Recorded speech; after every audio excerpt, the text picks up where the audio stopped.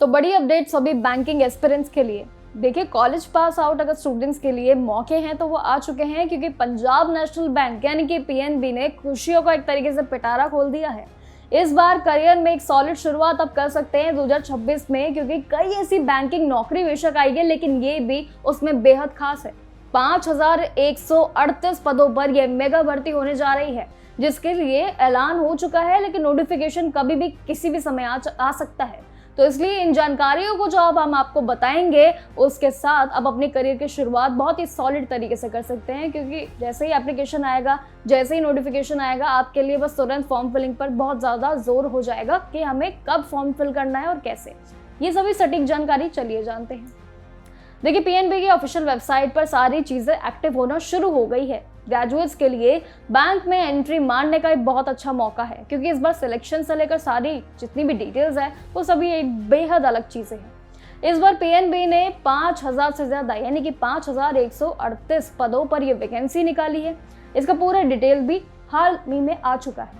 इसके लिए 8 फरवरी से लेकर 24 फरवरी 2026 के बीच आप अप्लाई कर सकते हैं। और सबसे अच्छी बात यह है कि इसकी एग्जाम जो डेट है वो भी आ चुकी है, जो कि 1 मार्च 2026 को रख दी गई है। ट्रेनिंग भी 1 साल की रहेगी आपकी, जिसमें आपको एरिया के हिसाब से स्टाइपेंड भी मतलब एरिया के हिसाब से ही मिलेगा। रूरल एंड अर्बन कैंडिडेट्स के लिए बात करें तो 12,300 का रहेगा, और जिसमें मेट्रो सिटीज में कम काम करने वालों को भी इसमें 1500 मिलेंगे।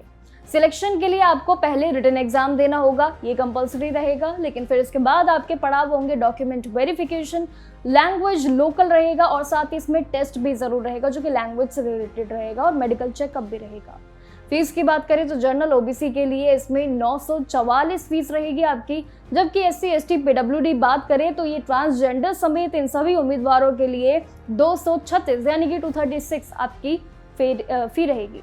इसी के साथ ही पीएनबी अगर बात करें भर्ती के अप्लाई करने के प्रोसेस के लिए, तो वो भी इस बार सिमिलर ही है, कुछ ऐसा बड़ा चेंज नहीं है।